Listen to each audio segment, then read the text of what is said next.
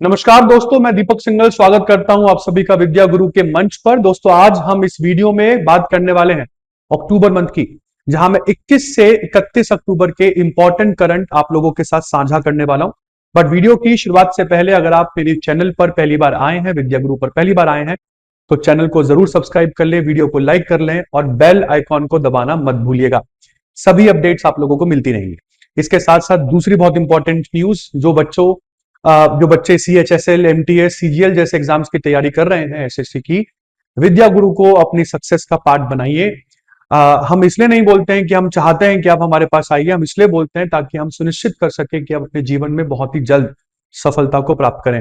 हम नहीं, हमारे रिजल्ट्स बोलते हैं दोस्तों। हमारी पूरी टीम सोनिया मैम, अभिषेक सर के अंडर कॉन्स्टेंटली मेहनत करते हैं कि आप लोगों को बेस्ट दे सके। एंड सबसे इंपॉर्टेंट चीज जो मैं जरूर बोलना चाहूंगा, आज की इस वीडियो में मैं कुछ 52 इंपॉर्टेंट टॉपिक्स पर प्रकाश डालूंगा जो आपके करंट अफेयर्स, आपके अपकमिंग एग्जाम्स के लिए बेहद ही इंपॉर्टेंट करंट अफेयर्स होने वाले हैं। वीडियो को अंत तक देखिएगा और अच्छी लगेगी तो लाइक जरूर कीजिएगा। आइए शुरुआत करते हैं दोस्तों पहले करंट से, और ये इंडिया है। अभी आपने देखा होगा, अफगानिस्तान के फॉरेन मिनिस्टर आमिर खान मुत्तकी भारत की यात्रा पर थे, जिसकी वजह से भारत और अमेरिका, भारत और अफगानिस्तान ने मिलकर यह तय किया कि भारत अपना टेक्निकल मिशन जो है काबुल में, उसको अपग्रेड करेगा, अपने टेक्निकल मिशन को एम्बेसी में अपग्रेड करेगा, जिसकी वजह से अब भारतीय दूतावास पूरी तरीके से अफगानिस्तान में कार्यरत होगा, जो ना तो केवल अफगानिस्तान के विकासात्मक कार्य मतलब डेवलपमेंट प्रोजेक्ट्स, वहां पर मानव सहायता से संबंधित काम, कैपेसिटी बिल्डिंग प्रोग्राम्स, वहां की सुरक्षा, इन सब में हाथ बटा पाएगा। और ऑफ कोर्स हमारे बेटे पाकिस्तान के लिए यह न्यूज बेहद ही खराब है। आगे बढ़ते हैं दोस्तों। बाथो रिलीजन ये धर्म बहुत कम बच्चे जानते हैं। जिन लोगों की धर्म के बारे में बहुत ही लिमिटेड जानकारी है, उन लोगों के लिए बता दूं कि ये रिलीजन असम में बोडो समुदाय के द्वारा प्रैक्टिस किया जाता है, जिस धर्म में इन टोटल 5 चीजों की पूजा की जाती है, जिससे पृथ्वी, जिससे हम आप सब बने हैं, that is earth, water, fire, air और स्काई। और इस पूरे की पूरे जो रिलीजन का जो सिंबल है वो एक प्लांट है, जो सिजो प्लांट है। तो सिजो पौधा इस पूरे की पूरे धर्म का एक सेंट्रल सिंबल है, जो रिप्रेजेंट करता है बाथो बवरई, जो कि सुप्रीम गॉड है बाथो रिलीजन के। तो इस रिलीजन को भारत की सरकार के द्वारा सेंसस कोड दे दिया गया है। सेंसस कोड क्या होता है ये हम अपकमिंग वीडियोस में समझेंगे, बट इतना समझ के चलिए कि इस रिलीजन को मिलने वाला ये पहला राष्ट्रीय सम्मान है, मतलब एक तरीके से नेशनल आइडेंटिटी इस रिलीजन को दे दी गई है। इसके बाद दोस्तों बात करते हैं भारत की नेवी का INS श्याद्री जापान पहुंचा, और अब बहुत ही जल्द, आपने देखा ही होगा, 16 से 17 अक्टूबर के बीच में इस बार जापान में भारत और जापान की नेवी के बीच में एक नेवल एक्सरसाइज हुई, जिसको जेमेक्स कहते हैं। तो जेमेक्स एक्सरसाइज में भारतीय नौसेना की तरफ से जिस जहाज ने पार्टिसिपेट किया वो INS श्याद्री था। आगे बढ़ते हैं दोस्तों। ओपन AI ये वही कंपनी है जिसने ChatGPT लॉन्च किया था और गूगल की सत्ता को हिला के रख दिया था। हाँ, बिल्कुल इमीडिएट तो नहीं, बट हाँ मुझे जरूर ये लगता है कि आने वाले 5, 7, 8 सालों में गूगल को ये कंपनी खत्म कर देगी। बिल्कुल AI जिस तरीके से आगे बढ़ रहा है, अगर गूगल ने समय रहते अपने आप को नहीं बदला। ओपन AI के ChatGPT के द्वारा अब मैक यूजर्स के लिए एक बढ़िया न्यूज है। मैक जो एप्पल की मैकबुक्स को यूज करते हैं, जिसमें मैक OS ऑपरेटिंग सिस्टम है, उन लोगों को यहां पर ChatGPT एटलस इस्तेमाल करने का मौका यहां पर मिलेगा। और ये ओपन AI का पहला ऑफिशियल एंट्री है वेब ब्राउजर मार्केट में। इनका कोई वेब ब्राउजर अभी तक नहीं आया था, ChatGPT एटलस लॉन्च कर दिया इन्होंने, और ये मैक OS यूजर डाउनलोड कर सकते हैं। इसके बाद दोस्तों आगे बढ़ते हैं। मोरक्को ने जीता पहला, अपनी जिंदगी का पहला किसी भी इवेंट का, इनका ये पहला टाइटल है, किसी भी लेवल का पहला टाइटल। कभी इसका कंट्री ने वर्ल्ड कप नहीं जीता है, और आखिरी बार जब किसी अफ्रीकी देश ने अंडर-20 वर्ल्ड कप जीता था फीफा का, तो वो घाना थी सन 2009 में। तो घाना के बाद तो कभी किसी ने नहीं जीता। तो अब मोरक्को जीत गया है अर्जेंटीना को हराकर अपनी हिस्ट्री का पहला अंडर-20 फीफा वर्ल्ड कप फाइनल। यहां पर अर्जेंटीना को 2-0 से हराया गया। और दूसरी इंपॉर्टेंट चीज, ये वर्ल्ड कप जो फाइनल था, ये साउथ अमेरिकी देश चिली में चल रहा था। इसके बाद बेटा केरला की बात करते हैं। केरला बना भारत का पहला राज्य जिसने एक्सट्रीम पॉवर्टी को खत्म कर दिया है। बेहद ही इंपॉर्टेंट न्यूज आप लोगों के लिए। एक्सट्रीम पॉवर्टी होती क्या है? एक्सट्रीम पॉवर्टी एक ऐसी स्थिति होती है जब घर अपनी मूलभूत जरूरतें भी पूरी नहीं कर पाते। जैसे आय नहीं होती है, अपने ऊपर छत नहीं है, आपके ऊपर मतलब कोई घर नहीं है, आपका ठिकाना नहीं है, खाने को खाना नहीं है, आपका स्वास्थ्य बहुत ज्यादा बिगड़ रहा है, ये एक्सट्रीम पॉवर्टी की निशानी है। मतलब बिल्कुल गंभीर गरीबी जिसको आप बोलते हो। और इस गरीबी को हटाने के लिए केरला की सरकार के द्वारा एक्सट्रीम पॉवर्टी इरेडिकेशन प्रोग्राम नाम से एक कार्यक्रम 2021 से ही चलाया जा रहा है। तो अब ये जो घोषणा है, ये 2 तारीख को ये 1 नवंबर को केरला के मुख्यमंत्री माननीय श्री पिनाराई विजयन के द्वारा सेंट्रल स्टेडियम में दी गई, जो सेरेमनी केरला की कैपिटल तिरुवनंतपुरम में हो रही थी। इसके बाद फ्रेंड्स आगे बढ़ते हैं, चेन्नई की बात करते हैं। चेन्नई बना भारत का पहला शहर जिसने आरटीएफएफ और एसडीएसएस सिस्टम को अडॉप्ट कर लिया है। आरटीएफएफ का मतलब रियल टाइम फ्लड फोरकास्टिंग और स्पेशल डिसीजन सपोर्ट सिस्टम। इन दोनों सिस्टम्स की मदद से चेन्नई जो है वो आने वाले बाढ़ की सूचना पहले ही दे सकता है, रियल टाइम बेसिस पर बाढ़ की सूचना दे सकता है, प्रिडिक्ट कर सकता है। तो बाढ़ से होने वाले जीवन को जो नुकसान होता है, ये उसको रोक सकता है। देखो, बाढ़ से होने वाले प्रॉपर्टी के नुकसान को तो रोकना मुश्किल है क्योंकि एक प्राकृतिक आपदा है। और जब विंटर सीजन शुरू होते हैं, जब ठंड शुरू होती है, तब आपको पता है कि हवा जो है वो एकदम से मुड़ जाती है। हवा जो है इससे पहले साउथ वेस्ट की तरफ से आ रही होती है।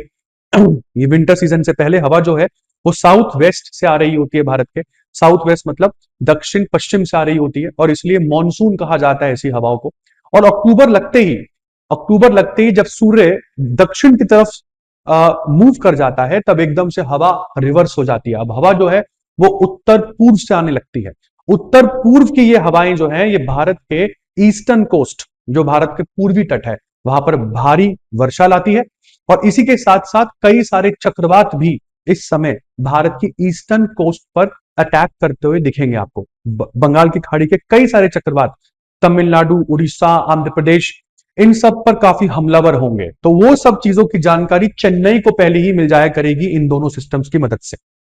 आगे बढ़ते हैं दोस्तों, सऊदी अरेबिया ने अपने देश में चलने वाले काफला प्रणाली को हटा दिया है। यहां पर काफला जो है इसका मतलब है स्पॉन्सर्स। तो जनरली होता क्या था कि जैसे मैं काम करने गया हूं सऊदी अरेबिया में, तो काफला होते थे वो स्पॉन्सर जो मुझे जॉब पर रखते थे, है ना। अब ये काफला जो होते थे, ये एम्प्लॉयज के ऊपर पूरा नियंत्रण रखते थे। कैसे? मतलब उन एम्प्लॉयज का मूवमेंट, उनका पासपोर्ट सब इनके पास जब्त होता था।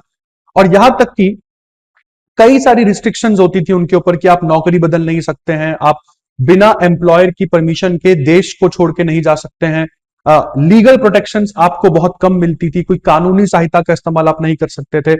तो इन एम्प्लॉयर्स को काफिल कहा जाता था, इसलिए वर्ड निकला काफला। तो काफला प्रणाली को अब सऊदी अरेबिया ने हटा दिया है। ये वो प्रणाली है जो सऊदी अरेबिया में सन 1950 से चली आ रही है। इसकी वजह से ना तो केवल सऊदी अरेबिया की अर्थव्यवस्था आधुनिक बनेगी, यहां पर मानव अधिकारों को भी बल मिलेगा। आगे बढ़ते हैं दोस्तों, नीरज चोपड़ा अगर मेरी जानकारी सही है तो नीरज चोपड़ा जो है वो सेना को ज्वाइन करते हैं, और उस समय इनकी जो रैंक थी वो नायब सूबेदार थी। नायब सूबेदार के बाद इनको प्रमोशन सूबेदार में मिला। एथलीट थे ये, तो इनको जेवलिन थ्रो में अच्छा करियर इन्होंने बनाया, और ये भारत के पहले एथलीट बने जिन्होंने जेवलिन थ्रो पे अंतरराष्ट्रीय जगत में भारत को ओलंपिक्स में स्वर्ण पदक जिताया। 2024 में होने वाले पेरिस ओलंपिक्स में सर ने भारत को रजत पदक जिताया था। नीरज चोपड़ा जी के उल्टे हाथ की तरफ आपको इंडिया के आर्मी चीफ उपेंद्र द्विवेदी दिख जाएंगे, और उसी तरफ सीधे हाथ की तरफ भारत के रक्षा मंत्रालय के रक्षा मंत्री राजनाथ सिंह जी आपको यहां पर दिख जाएंगे। और ये नीरज चोपड़ा जी को एक नई आर्मी की रैंक दे रहे हैं इनके सम्मान में। रैंक का नाम है लेफ्टिनेंट कॉलोनल, जिसको आप कर्नल कई बार बोल देते हो। इसके बाद आगे बढ़ते हैं जी, फाइड वर्ल्ड कप 2025। ये एक्चुअली में फाइड एक वो संस्था है जो अंतरराष्ट्रीय जगत में चेस के सभी टूर्नामेंट्स करवाती है, वर्ल्ड कप करवाती है। इस बार फाइड वर्ल्ड कप चेस का भारत में होगा। तकरीबन 200 से ज्यादा चेस खेलने वाले एलीट प्लेयर, जिसमें मैग्नस कार्लसन भी होंगे, तकरीबन 82 देशों से भारत में आएंगे। भारत के गोवा में ये टूर्नामेंट 31 तारीख को शुरू हुआ है, और ये 27 नवंबर तक चलेगा। जीतने वाले को यहां पर $2 मिलियन अमेरिकी डॉलर का पुरस्कार मिलेगा, जो कि तकरीबन 17.5 करोड़ के आसपास भारतीय करेंसी में बैठते हैं। और इस वर्ल्ड कप का लोगो जो आप यहां पर देख सकते हैं, ये यहां पर अनवील कर दिया गया है। पहली बात तो नेशनल एंथम जो है यहां पर वो है it's your move, it's your move, अब आपकी चाल है, और इसको दलेर मेहंदी ने गाया है। अब इसके एक बार जल्दी से लोगों को देख लेते हैं। तो हरे पैनल में अगर आप देखें, हरा, लाल और पीला, ये तीन ट्रेप जोडियल पैनल यहां पर बनाए गए हैं, जिसमें हरे वाले एक पैनल में आपको पाम ट्री दिख रहा होगा, ये रेड वाले पैनल में आपको चेस बोर्ड जैसी आकृति दिख रही होगी, और येलो वाले पैनल में आपको सूरज दिख रहा होगा। तो ये इसका एक नया लोगो है। आगे बढ़ते हैं दोस्तों। 24 तारीख को दुनिया ने यूनाइटेड नेशन संयुक्त राष्ट्र दिवस मनाया। ये वो दिन था जब संयुक्त राष्ट्र की स्थापना सन 1945 में की जा रही थी। संयुक्त राष्ट्र ने कई अच्छे रोल्स जो है वो अदा किए हैं, बट अब मेरे को ऐसा लगता है कि संयुक्त राष्ट्र जो है वो कहीं ना कहीं बहुत कमजोर पड़ता हुआ दिख रहा है। रशिया यूक्रेन युद्ध नहीं रुक रहा, इजराइल को रोका नहीं जा सका कि वो गाजा पर हमला करना रोके। अगर हम देखें एक बार के लिए, तो बहुत सारी चीजें ऐसी हैं जो संयुक्त राष्ट्र की असफलताओं में गिनी जा सकती है। वो बात अलग है कि डोनाल्ड ट्रंप, जो अपने आप को आज शांति के मसीहा बोलते हैं, उनके आने की बदौलत ही कुछ इजराइल में सुधार हुआ है, बट मुझे भी ये शांति समझौता कम और मतलब इस शांति समझौता ये टूटता हुआ सा नजर आ रहा है, जैसे कि आपने हर जगह सुना ही होगा।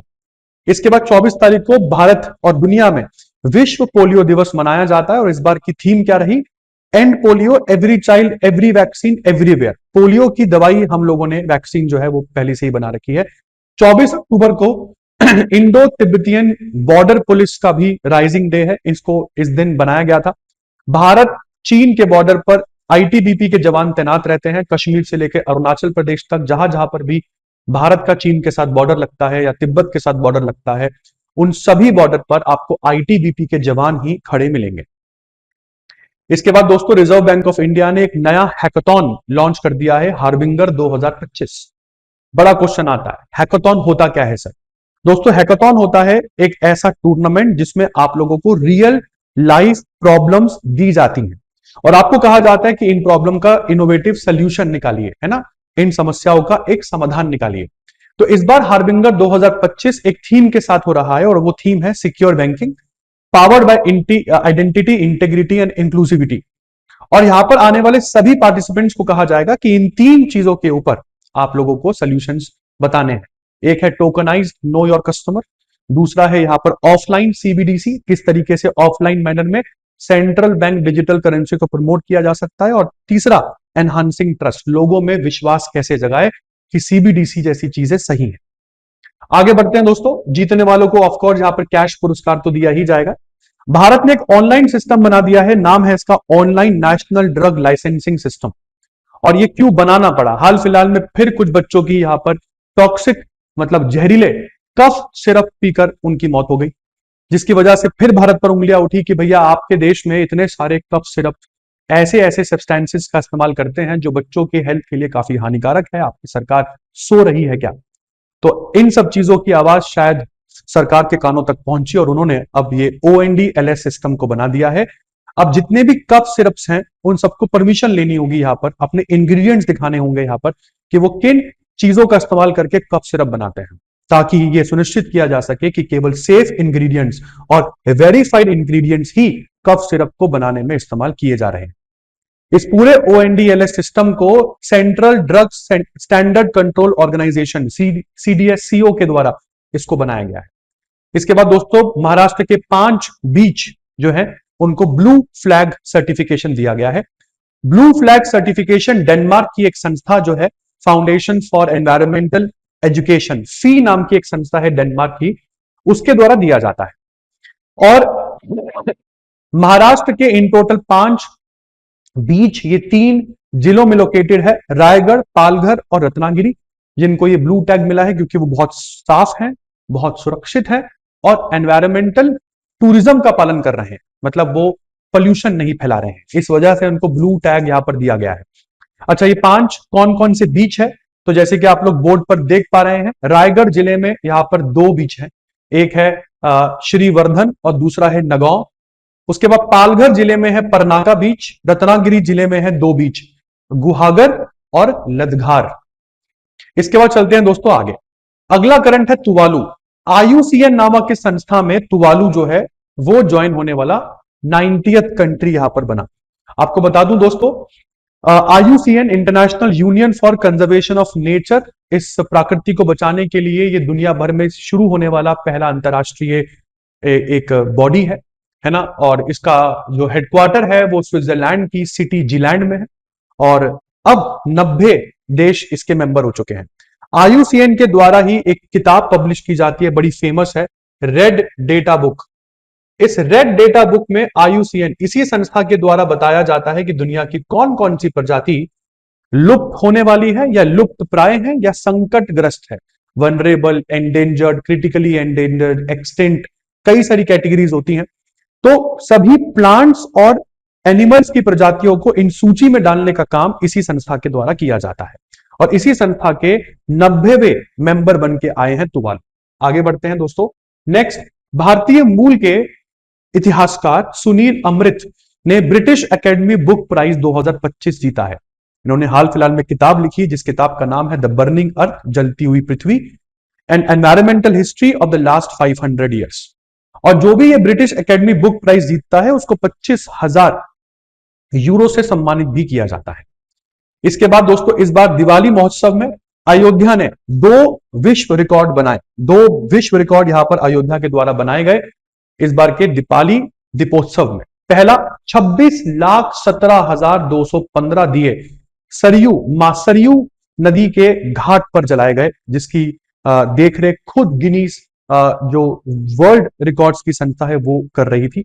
और दूसरा, सबसे बड़ी आरती पार्टिसिपेशन यहां पर देखा गया। कुछ 2128 पंडित और डिवोटीज यहां पर मां सरयू की आरती करते हुए यहां पर दिखाई दिए।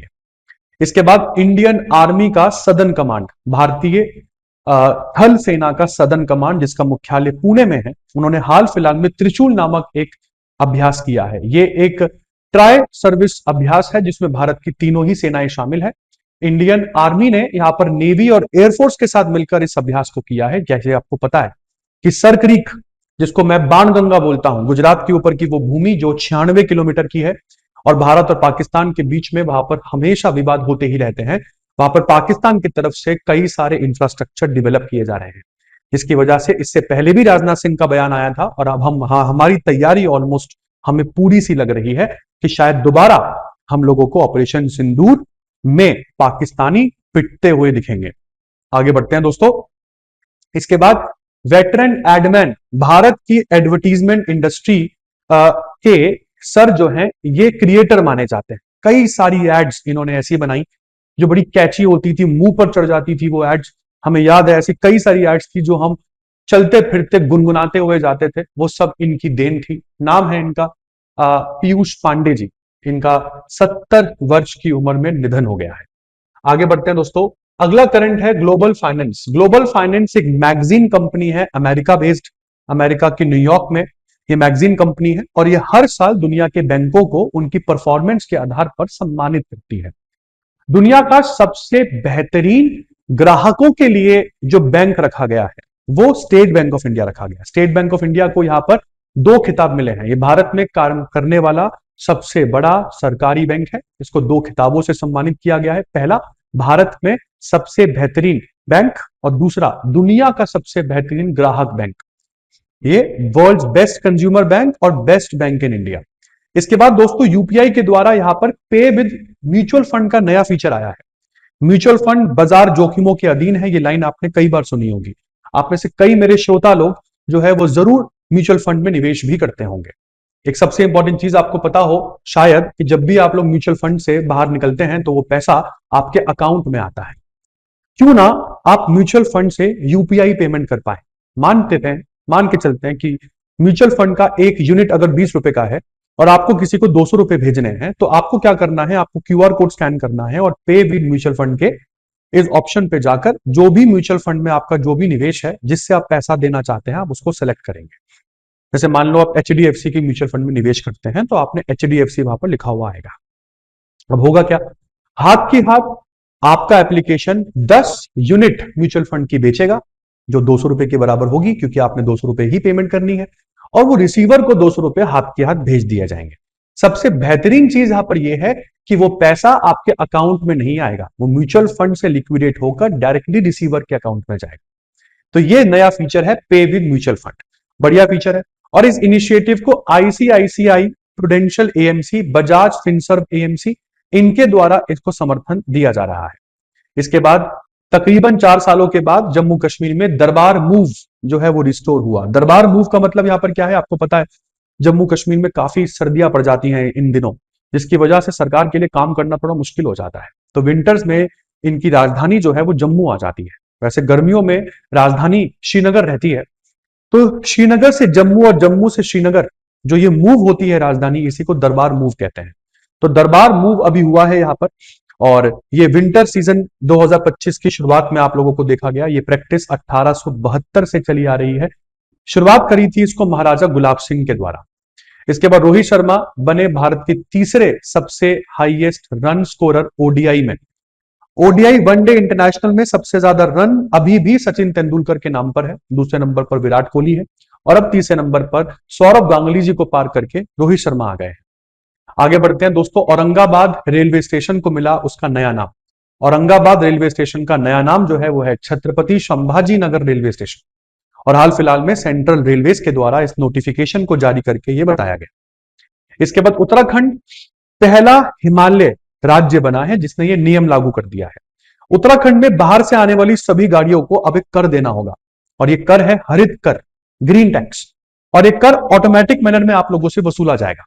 वो इसलिए क्योंकि छुट्टियों में उत्तराखंड के जो बहुत से टूरिस्ट डेस्टिनेशन है, जैसे देहरादून, नैनीताल, मसूरी, ऐसे कई सारे इलाकों पर कई घंटों का जाम लगा रहता है, जिसकी वजह से हिमालयन इकोसिस्टम जो है, जो हिमालयों का पारिस्थितिकी तंत्र है, जो काफी संवेदनशील है, उसको काफी नुकसान पहुंचता है। इस वजह से आप लोगों को रोकने के लिए ये ग्रीन टैक्स जो है ये उत्तराखंड सरकार वसूलेगी, और ये उत्तराखंड के सभी 37 एंट्री पॉइंट्स पर ऑटोमेटिक मैनर में वसूला जाएगा। उसके लिए automatic number plate recognition camera लगा दिए गए हैं।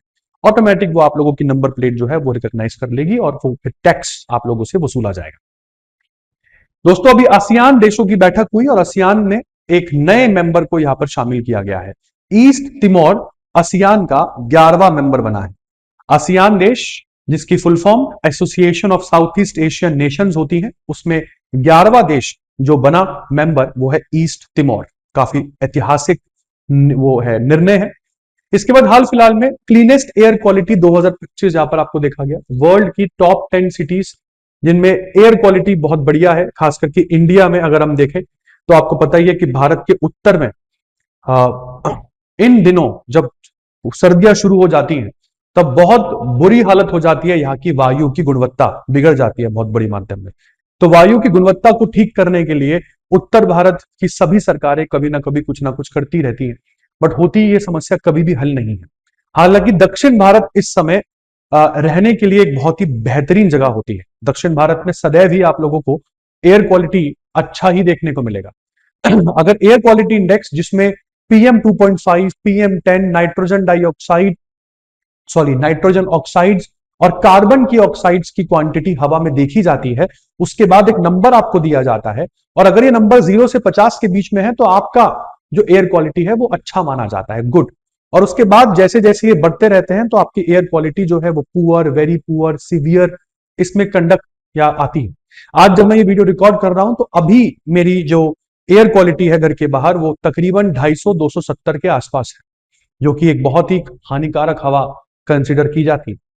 दोस्तों यहां पर एयर क्वालिटी इंडेक्स में नंबर 1 पर आप लोगों को पुणे दिखेगा। एयर क्वालिटी इंडेक्स में नंबर है 51। मुंबई नंबर 2 पर 60 के साथ, नासिक नंबर 3 पर 63 के साथ, अहमदाबाद नंबर 4 पर 64 के साथ, भोपाल नंबर 5 पर 64 के साथ, पिंपरी चिंचवाड़ नंबर 6 पर 66 के साथ, भिलाई नंबर 7 पर 67 के साथ, नागपुर 71 के साथ नंबर 8 पर है, गांधीनगर 9वें स्थान पर 74 के साथ, और 76 के साथ इंदौर नंबर 10 पर। इसके बाद भारत दुनिया का पहला गैर नेटो मुल्क बना जिसने स्पेन में होने वाले एयर कॉम्बैट एक्सरसाइज, क्या नाम है, ओशन स्काई। ओशन स्काई 2025 में हम लोगों ने यहां पर भाग लिया है। एक वायु सैनिक अभ्यास है ये, वायुसेना अभ्यास है ये। स्पेन में इस बार हुआ। स्पेन में कहां पर हुआ? 20 से 31 अक्टूबर के बीच में गैंडो एयरबेस, कैनरी आइलैंड, स्पेन में ये हुआ, और भारतीय वायुसेना इसमें गई। और इसी के साथ भारतीय वायुसेना दुनिया की पहली नॉन नेटो कंट्री बन जाती है इस सैनिक अभ्यास में भाग लेने वाली।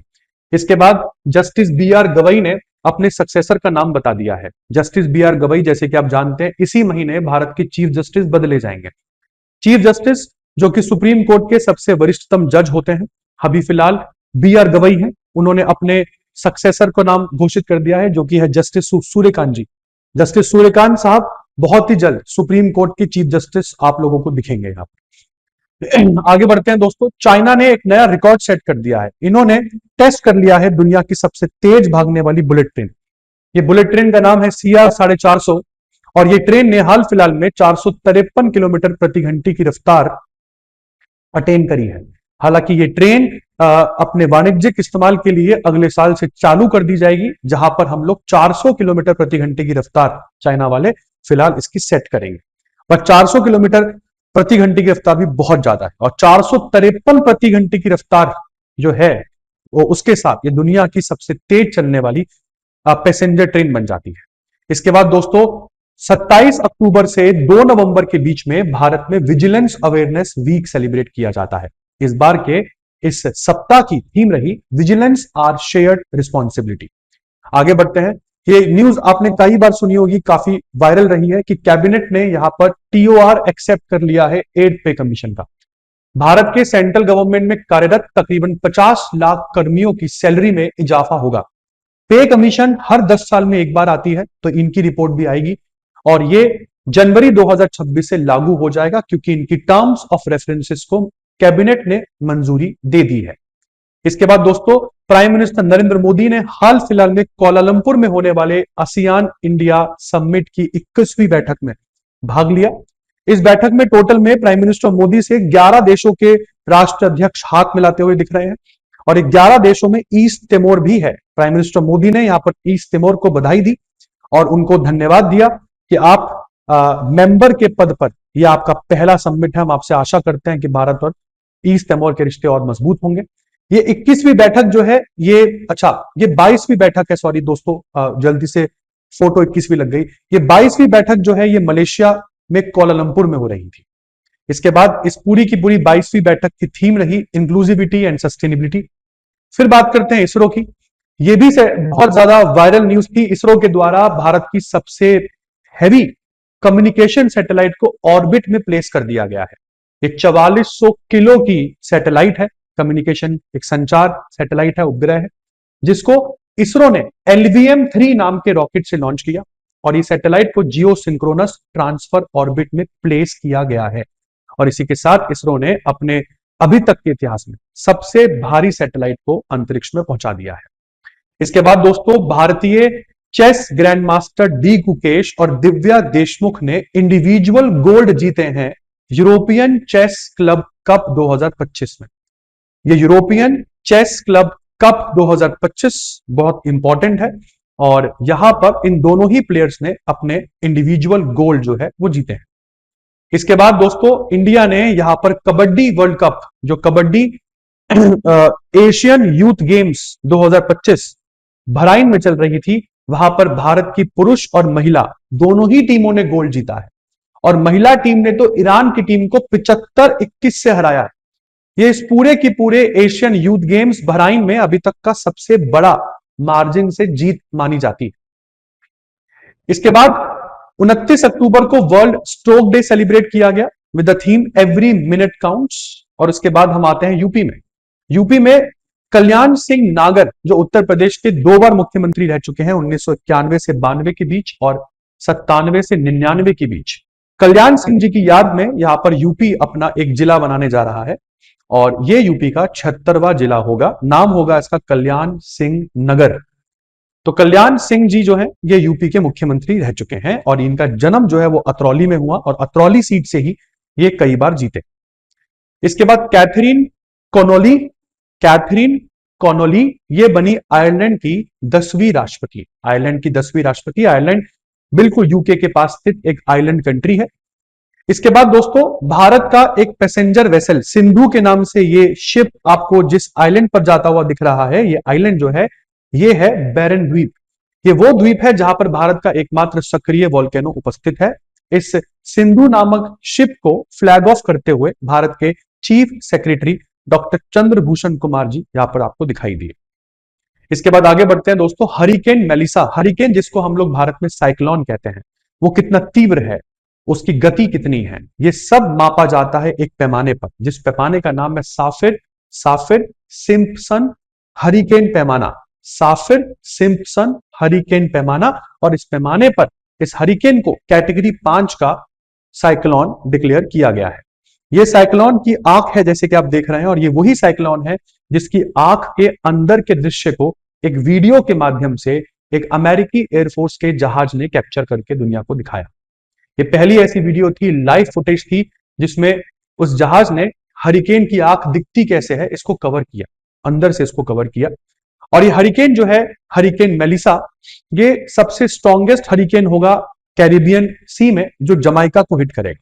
जमाइका जो कैरिबियन देश है, एक 295 किलोमीटर प्रति घंटे की रफ्तार से आगे बढ़ता हुआ जा रहा है। फिर बात करते हैं दुनिया की 10 सबसे वैल्यूएबल कंपनियों के बारे में, जिसमें नंबर 1 पर आपको एनवीडिया दिखेगी, दूसरी पर माइक्रोसॉफ्ट, तीसरी पर एप्पल। टॉप 10 में कोई भारतीय कंपनी आप लोगों को नहीं दिख रही है। यहां पर एकमात्र भारतीय कंपनी जो मुझे दिख रही टॉप 100 में, उसमें आपको रिलायंस दिखेगी। ये भारत की सबसे उच्चतम कंपनी है इस इंडेक्स में, जो इस इंडेक्स में 69 नंबर पर आती है। 230.69 बिलियन डॉलर का इस समय रिलायंस का मार्केट वैल्यू है। इसके बाद एलॉन मस्क ने ग्रेकोपीडिया नाम से एक एआई एनसाइक्लोपीडिया लॉन्च कर दी है। एलॉन मस्क की एआई कंपनी XAI के द्वारा इस ग्रेकोपीडिया के वर्जन 0.1 को लॉन्च किया गया। सबसे इंपॉर्टेंट चीज, ये एक ऑनलाइन एनसाइक्लोपीडिया है जहां पर जानकारी एआई के माध्यम से आपको दी जाएगी। बिल्कुल सच, इंडिपेंडेंट, एआई ड्रिवन इंफॉर्मेशन का इस्तेमाल कर वो जानकारी आपको मुहैया करवाई जाएगी। और सबसे इंपॉर्टेंट चीज यहां पर यह है कि अभी जब ये लॉन्च किया गया तब 8 लाख आर्टिकल्स इसकी लॉन्च पर दुनिया को दिखाए गए। इसके बाद डॉक्टर पैट्रिक हरमाइनी ये बने एक आइलैंड कंट्री सिशेल के नए राष्ट्रपति, 6वें राष्ट्रपति। सिशेल अफ्रीका में आने वाला छोटा सा द्वीप है, आपको मॉरिशस के पास, मालदीव्स के पास, ये आपको दिख जाएगा भारतीय हिंद महासागर में। इस देश के 6वें राष्ट्रपति बने डॉक्टर पैट्रिक हरमाइनी। इसके बाद प्रेसिडेंशियल इलेक्शंस इस देश में 12 अक्टूबर को जो है वो अपना करवाए गए थे। इसके बाद दोस्तों इंडियन आर्मी ने अपना 69वां इन्फेंट्री डे सेलिब्रेट किया, और ये दिवस जो है ये नई दिल्ली के नेशनल वॉर मेमोरियल में सेलिब्रेट करते हुए आपको यहां पर दिखाया जा रहा है। और यहां पर इस दिवस को शौर्य दिवस कहा जाता है। इन्फेंट्री के लिए, पैदल सैनिकों के लिए ये शौर्य दिवस के रूप में सेलिब्रेट किया जाता है।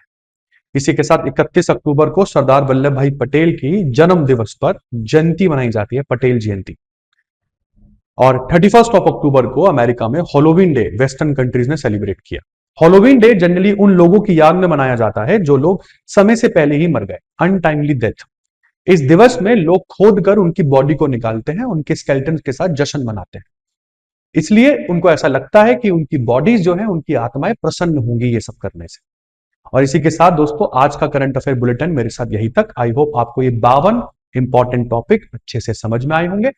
और विद्या गुरु को हमेशा जो मैं बोलता हूं, आपसे आग्रह करता हूं कि अपनी सफलता में जरूर हम लोगों को भागीदार बनाएं। हमारी पूरी टीम लगातार मेहनत करती है कि आप लोगों को बेस्ट दिया जाए। मिलते हैं नेक्स्ट वीडियो में बहुत ही जल्द। और अगर पहली बार वीडियो को सुन रहे थे तो सब्सक्राइब किए बिना प्लीज मत जाइएगा। Thank you so very much.